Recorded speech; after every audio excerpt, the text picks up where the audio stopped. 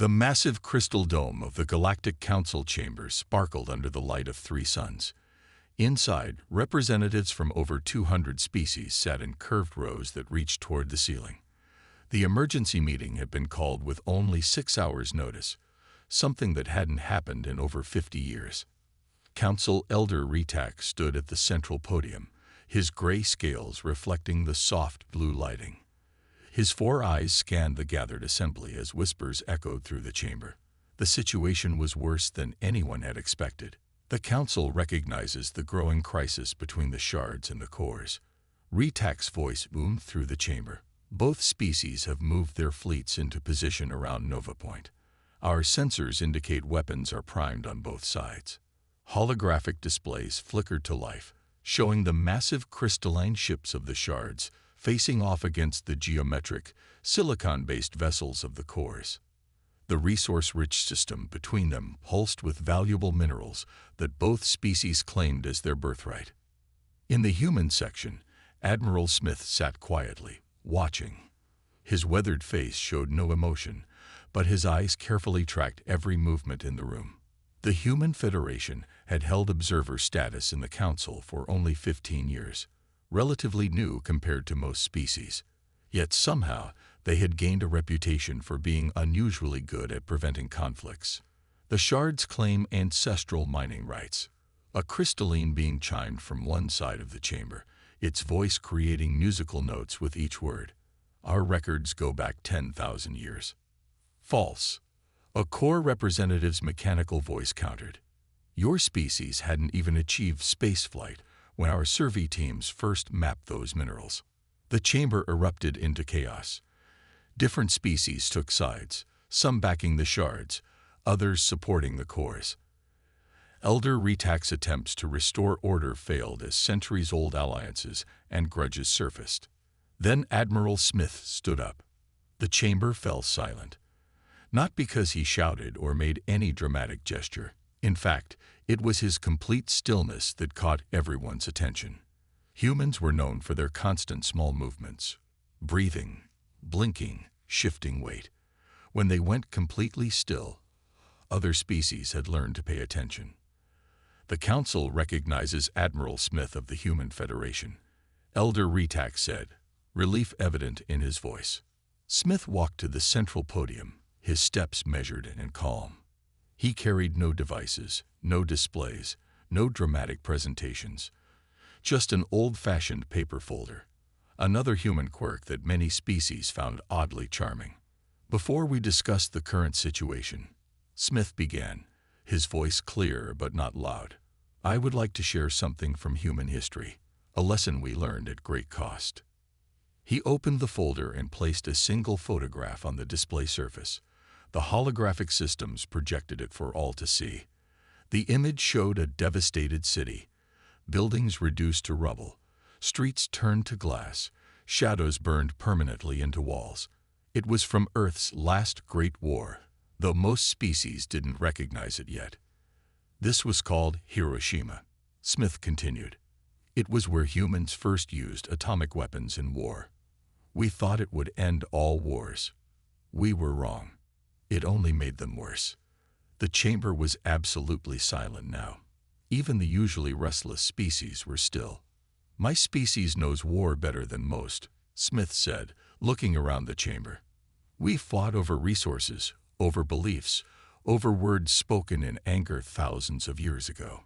We've nearly wiped ourselves out several times, and that's exactly why we're here today. He closed the folder with a soft but distinct sound that carried through the silence.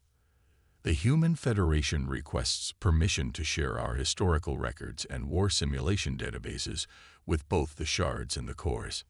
Not to take sides, but to show where this path leads. We've walked it before. We know every step, and we know how it ends. Elder Retak leaned forward, intrigued. The Council has never allowed sharing of strategic databases between contested parties. Why should we make an exception now? Admiral Smith smiled slightly.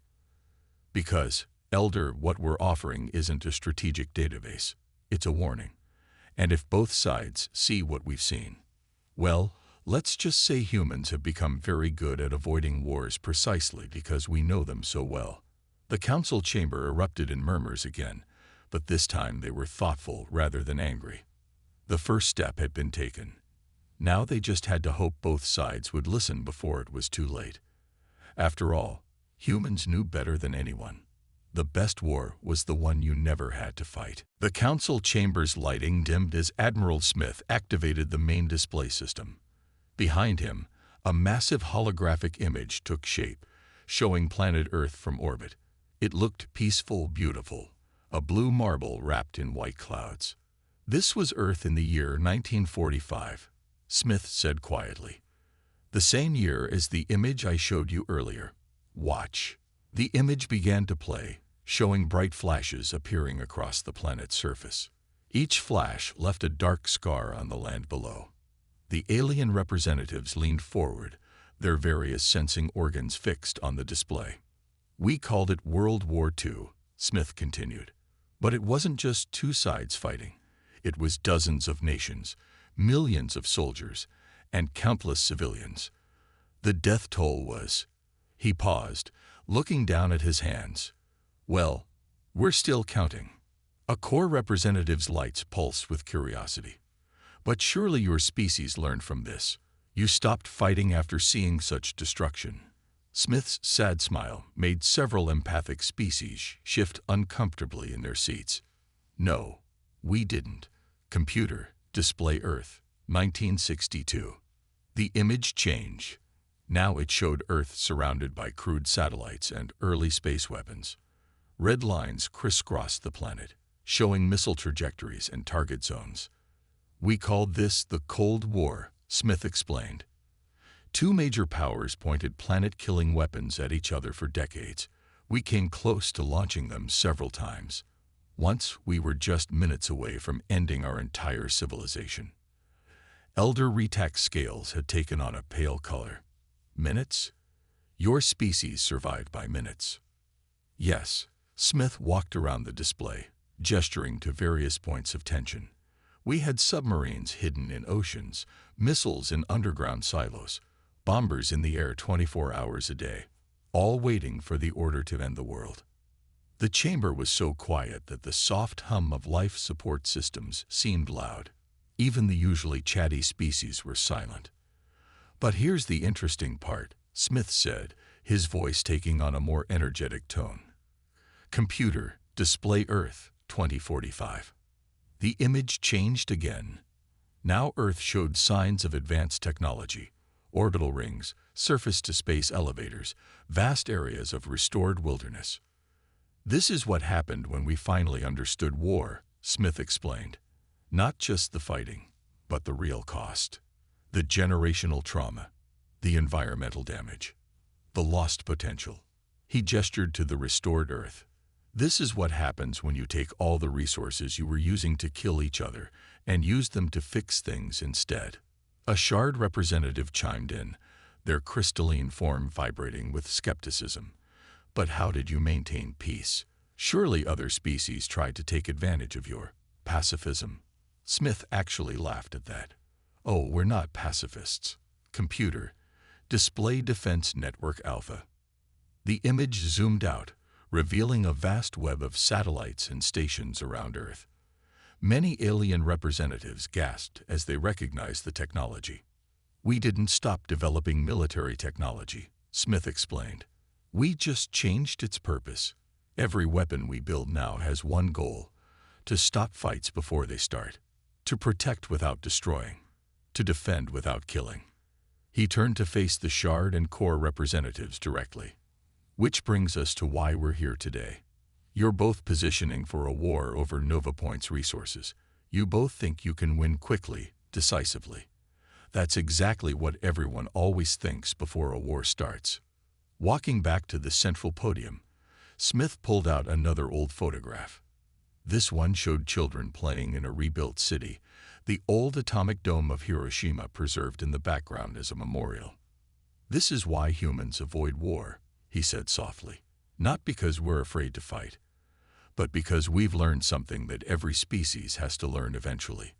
The cost of war isn't measured in ships or resources, or even lives lost. It's measured in futures that never happen. He looked up at the assembled council. We're offering to share our war simulation databases, not because we want to take sides, but because we want you to see those futures before you lose them. Before you have to build memorials to remind yourselves why war should be avoided. The chamber remained silent as Smith's words sank in. In the back of the room, several junior diplomats were quietly wiping their eyes. Even species without tear ducts seemed moved. Sometimes, the best teacher was someone else's pain, and humanity had learned enough pain to teach the entire galaxy, if they were willing to listen. Captain Gray stood at the observation window of Human Monitoring Station Beta, watching the distant flashes of ships moving through space. The station hung in the darkness just outside the Nova Point system, hidden by advanced stealth technology. Below him, dozens of human operators monitored screens showing ship movements, energy readings, and communication patterns. "Captain," called out Lieutenant Reed from her station, "we're picking up increased activity in the Shard fleet. 3 more battle groups just dropped out of faster-than-light travel." Gray nodded, his expression grim. He'd seen this pattern before, in historical records of Earth's old wars. Always the same dance, a buildup of forces, each side claiming it was just for defense, each waiting for the other to make the first aggressive move. "Show me the comparison," he ordered, walking to the main display screen. The screen split into 2 images. On one side, historical footage showed naval vessels gathering before Earth's Second World War. On the other, live feeds displayed the current positions of Shard and core ships. The patterns were almost identical. "They're following the same old playbook," Gray muttered. "And they don't even know it." A soft alarm chimed through the station. "Sir," called out Officer Wilson from the communication station. "Message from Admiral Smith at the Council. They've rejected the database sharing proposal. Both the Shards and cores are claiming the human simulations are biased." Gray allowed himself a small sigh.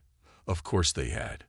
Nobody ever wanted to believe they were making the same mistakes others had made before them. He pressed a button on his command console. "This is Captain Gray to all stations. Initialize warning protocol Alpha. Document everything. And I mean everything." The station hummed with increased activity. Every sensor, every camera, every monitoring device focused on the gathering fleets. They weren't there to intervene. Not yet. Just to watch, record, and recognize the patterns that both sides were too angry to see. "Look at this, Captain," called Officer Wilson. He pulled up a new display showing communication patterns between ships. The cores are using burst transmissions to coordinate their fleet movements, just like the old submarine warfare tactics from Earth's Cold War.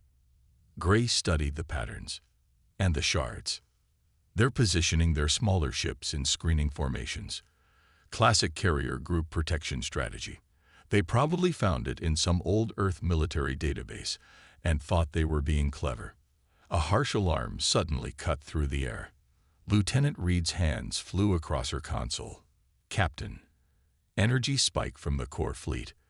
"They're powering up their main weapons." "Show me targeting solutions," Gray ordered, his voice calm despite the tension. The display filled with red lines showing probable weapon trajectories. The core fleet wasn't aiming at the Shards yet. They were just making sure their weapons worked. But Gray had seen this before too, in countless historical records. "Send the following message to Admiral Smith," Gray said, his eyes never leaving the display. "Pattern match confirmed. Stage 3 warning signs identified. Requesting permission to proceed with Protocol Omega." The station crew fell silent. Protocol Omega was serious. It meant revealing their presence, showing both sides that they'd been watched this whole time. It would either stop the war before it started or make both sides unite against the humans instead. "Sir," Officer Wilson said quietly, "the Shard fleet, they're responding to the core's power-up sequence. Their weapons are charging too." Gray nodded. Just like the simulations had predicted. Just like every war in human history had started. 2 sides, each convinced they were right. each waiting for the other to make the first move, each preparing to strike in self-defense. Additional message to Admiral Smith, Gray said. Attach all our sensor logs showing the build-up patterns. Add comparisons to Earth's historical conflicts. These aren't just similarities anymore. They're exact matches. He walked back to the observation window, watching the distant fleets. In a few hours, those ships would start dying. Crews would be lost. Resources would be destroyed. And for what? The same reasons humans had fought over for thousands of years. Lieutenant Reed, he said softly, prepare the temporal comparison graphics. When we reveal ourselves, I want them to see exactly what they're recreating. Sometimes the only way to prevent history from repeating is to show people their future. Lieutenant Reed, he said softly, prepare the temporal comparison graphics. When we reveal ourselves, I want them to see exactly what they're recreating. Sometimes the only way to prevent history from repeating is to show people their future. The station continued its silent vigil, recording everything, waiting for the order that would either prevent a war or start one. But that was the burden humans had chosen to bear. They'd learned their lessons about war the hard way.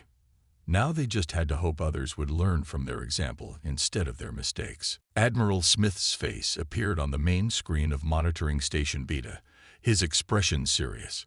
Captain Gray, you have permission to execute Protocol Omega. Show them everything. Gray took a deep breath. This was it, the moment when humanity would reveal just how closely they'd been watching.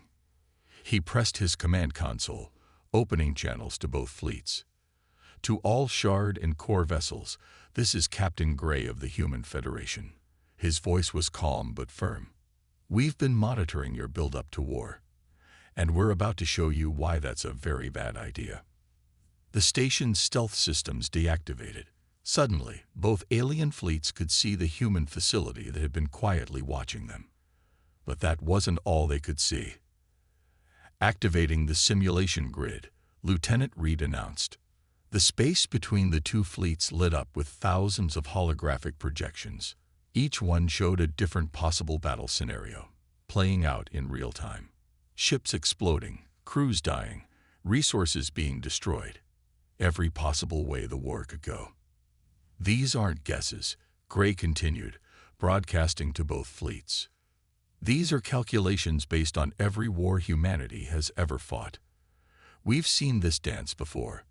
We know every step. The holographic displays shifted, showing Earth's historical battles alongside the current fleet positions. The similarities were impossible to ignore. Your fleet formations. Gray highlighted specific ships with targeted beams of light. We used those in the Battle of Midway, Earth year 1942.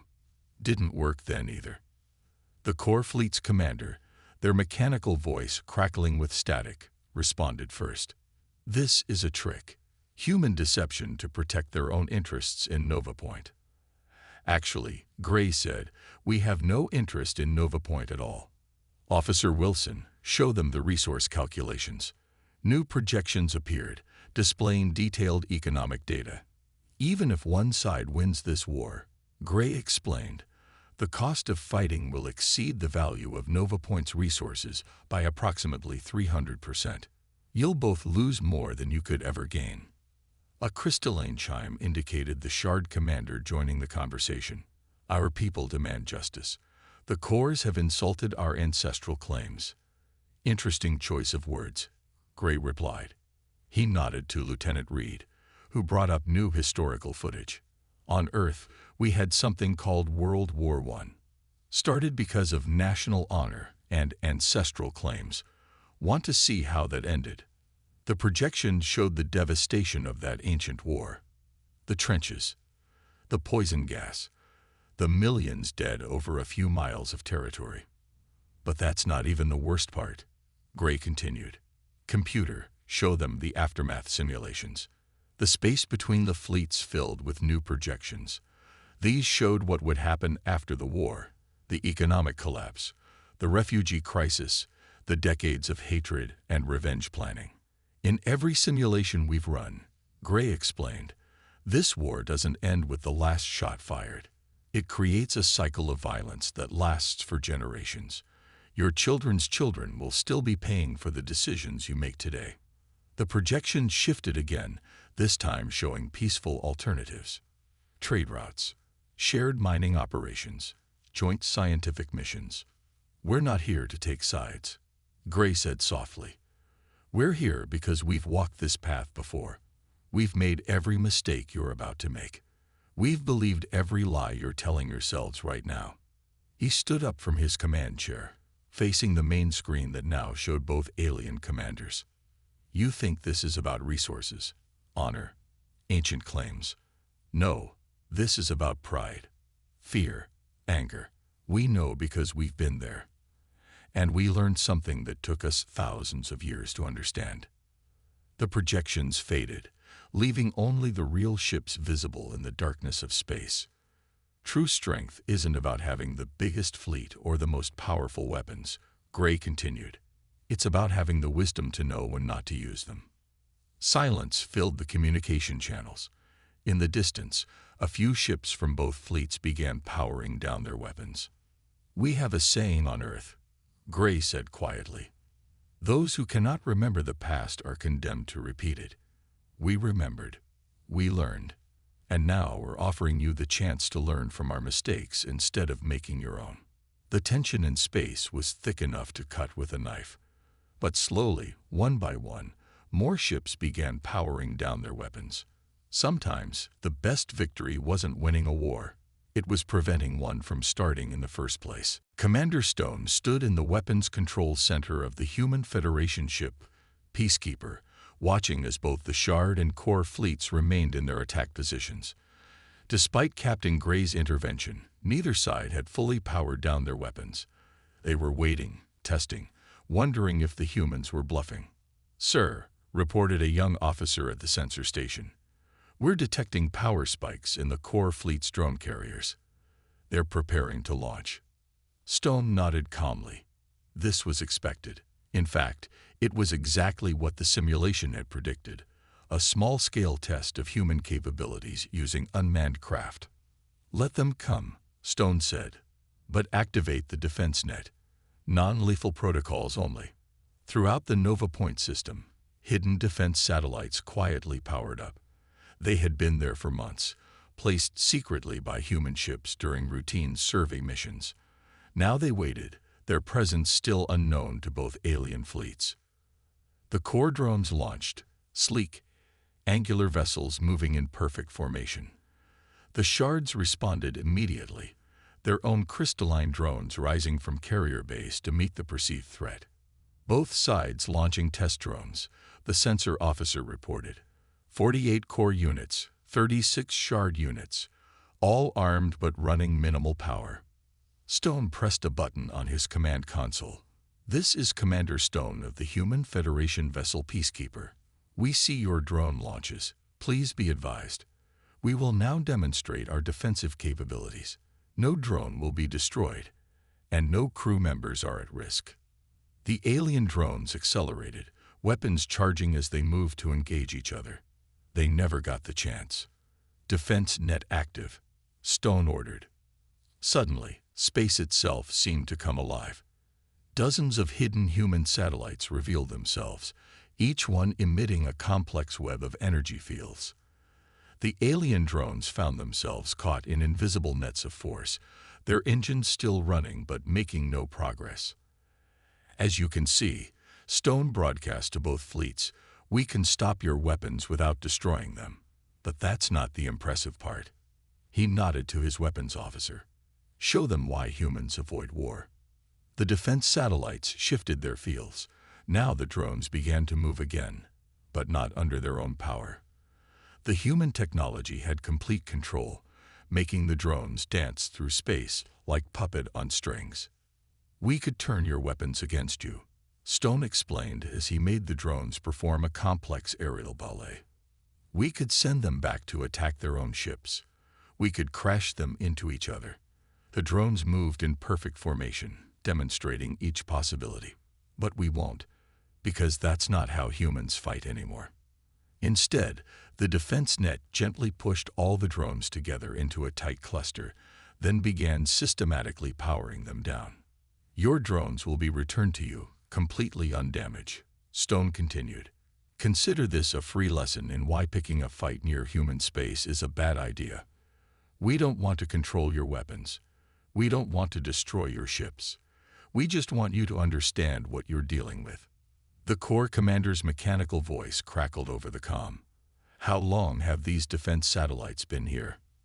Long enough, Stone replied. We have similar networks around every potentially contested system where we operate, not to mention the mobile platforms, the stealth units, and a few other surprises we'd rather not discuss. A crystalline chime indicated the Shard commander joining the conversation.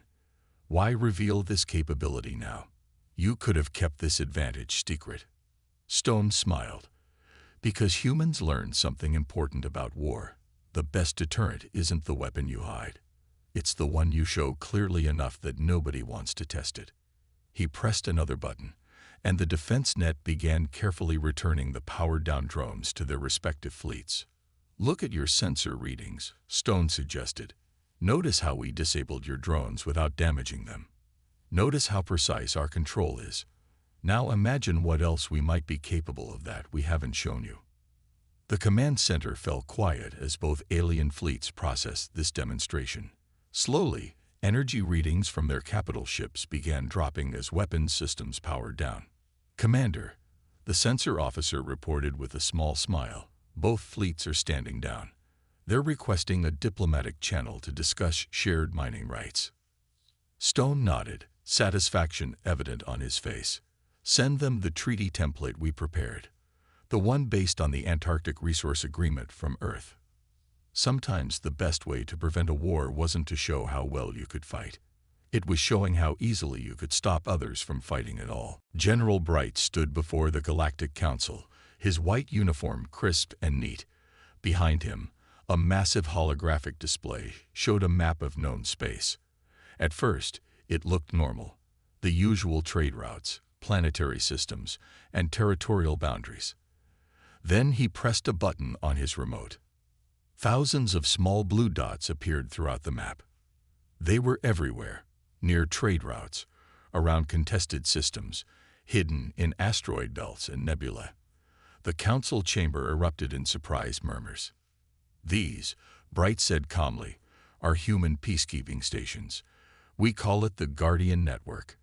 And yes, there are far more of them than anyone suspected. A Corps representative's lights flashed rapidly. This is an act of war. You've militarized neutral space. Bright shook his head. No, we've stabilized it.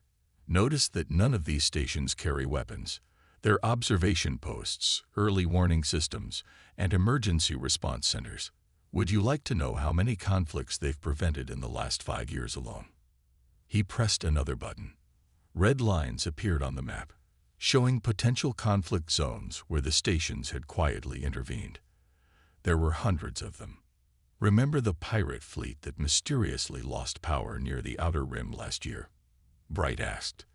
The navigation error that prevented 2 rival mining fleets from claiming the same asteroid. The equipment malfunction that stopped that terrorist bomb from destroying a space station. Understanding dawned on many alien faces. The Shard representative's crystalline form vibrated with realization. That was you.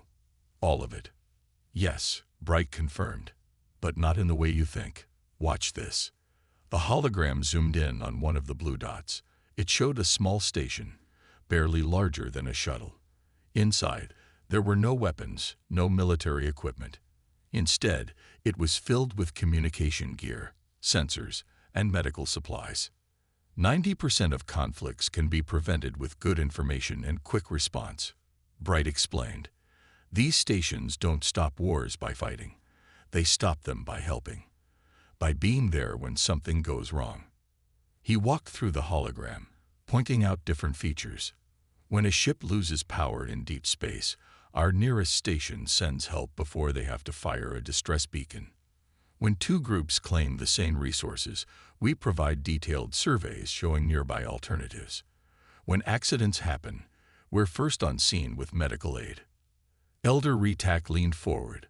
But the defense network you demonstrated in Nova Point is our last resort. Bright finished. Yes, we can stop weapons from firing, but we prefer to stop people from wanting to fire them in the first place. The hologram shifted again, showing footage from various stations. A human medical team treating injured alien miners. A repair crew helping a stranded ship. A negotiator helping settle a trade dispute before it turned violent. Humans avoid war, Bright continued, because we found something better. Not peace through strength, not peace through fear, peace through presence, through being there to help when things go wrong, so they don't escalate into conflict. He pressed another button, and the hologram showed the Nova Point system again. The Shard and Core fleets were now peacefully coordinating their mining operations, sharing resources under the new treaty. Look at Nova Point now, Bright gestured. Both sides are making more profit through cooperation than they ever would have through conflict. And our station there, it's not watching for weapons anymore. It's coordinating joint rescue operations, maintaining safety protocols, helping optimize mining patterns. The council chamber was quiet as the implications sank in. Humanity hadn't built an empire of weapons. They'd built a network of helping hands. We're revealing this now, Bright said softly, because we want you to understand. Those stations aren't there to spy on you or control you. They're there because humans finally learned something important. The best way to prevent war isn't to win it. It's to make it unnecessary. He looked around the chamber, meeting alien eyes and sensors. Every species has to make a choice. You can build weapons to win wars, or you can build systems to prevent them. Humans chose prevention, and our door is always open to those who want to join us. The council chamber erupted in discussion, but this time it wasn't angry. For the first time, many species were seeing humans not as mysterious observers or potential threats, but as something new, guardians who had learned to protect peace without force. Sometimes the biggest revelations weren't about power at all. They were about purpose. 6 months after the Nova Point incident, Admiral Smith stood in his office aboard the Human Federation flagship, Resolution, looking out at the changed galaxy. On his desk, reports showed the impact of humanity's revelation. 23 species had already joined the Guardian Network, contributing their own monitoring stations and response teams. A soft chime announced the arrival of Captain Gray and Commander Stone. They entered carrying data tablets filled with the latest updates from across the network. You were right, Admiral, Gray said, placing his tablet on the desk. Showing them everything changed their whole perspective on us. Smith nodded, picking up the tablet. The screen showed statistics that would have seemed impossible just months ago. Conflict rates down 60%. Trade disputes resolved through mediation up 80%. Emergency response times improved by 45%. The cores and shards sent another joint request. Stone added with a slight smile. They want to build 3 more Guardian stations around their shared mining operations. Approved, Smith said immediately. Have General Bright send them the standard blueprints. And make sure they understand. No weapons, just help. The 3 officers moved to the large window, watching as ships from dozens of species passed by. Many now carried the blue stripe of the Guardian Network, a sign they were part of the new cooperative peacekeeping force. Did you see the latest from the Council? Gray asked. They're officially adopting our conflict prevention protocols. Elder Retak is calling it the human approach. Smith chuckled. Ironic, isn't it? For centuries, other species thought we were peaceful because we were weak. Now they understand we're peaceful because we're strong enough not to need war. The emergency alert flashed on the main screen, but it was different from the old warnings. This one showed a cargo ship in distress near the outer rim. Before humans could even respond, 3 different alien Guardian stations had already dispatched help. Look at that, Stone said proudly. 6 months ago, that ship might have been attacked by pirates. Now they've got 3 rescue teams racing to help them. Smith walked to his desk and picked up an old photograph. the same one he'd shown the Council that first day. The image of Hiroshima's destruction was now paired with a new one, the thriving Nova Point mining operation, where former enemies worked side by side. "You know what the best part is?" he said quietly. "They're starting to understand the real lesson. It's not about having the biggest ships or the best defenses. It's about being there for each other." The emergency alert updated, showing the cargo ship had been rescued. Not by humans this time, but by a joint team of cores and shards from the nearest Guardian station. The same species who had nearly gone to war were now saving lives together. "Admiral," called a voice from the communication panel. "The Galactic Council is ready for your presentation on expanding the Guardian network. Tell them I'll be right there." Smith straightened his uniform and gathered his materials. "Any last updates for the Council?" Gray handed him another tablet. "The latest numbers on conflict prevention. And something else you'll like. The cores and shards have jointly nominated humanity for the Council's Peace Preservation Award." Smith laughed. "Wouldn't our ancestors be surprised? All those years we spent preparing for war, and our greatest victory came from preparing for peace instead." As they walked to the conference room, they passed a wall of photographs showing Guardian stations throughout the galaxy. Each one represented not a military outpost, but a promise. That help would always be available, that conflicts could be solved without violence, that cooperation was stronger than confrontation. "You know," Stone said thoughtfully, "maybe this is why humans really avoid war. Not because we're scared of fighting, but because we finally found something better to do with our strength." Smith nodded as they entered the council chamber. Representatives from hundreds of species turned to listen as he began his presentation on expanding the Guardian network. The old photograph of Hiroshima appeared one last time, but now it was surrounded by images of cooperation, rescue, and peace. "The reason humans avoid war," Smith told the assembled council, "is because we finally learned the truth. The strongest species isn't the one that wins the most battles. It's the one that makes battles unnecessary." And across the galaxy, thousands of blue lights winked in the darkness. Not weapons or warnings, but beacons of hope. The Guardian network stood watch, ready not to fight, but to help. Because that, in the end, was the greatest victory humans had ever achieved, turning ancient enemies into new friends, one peaceful act at a time. It wasn't the end of conflict in the galaxy, but it was the beginning of something better: understanding.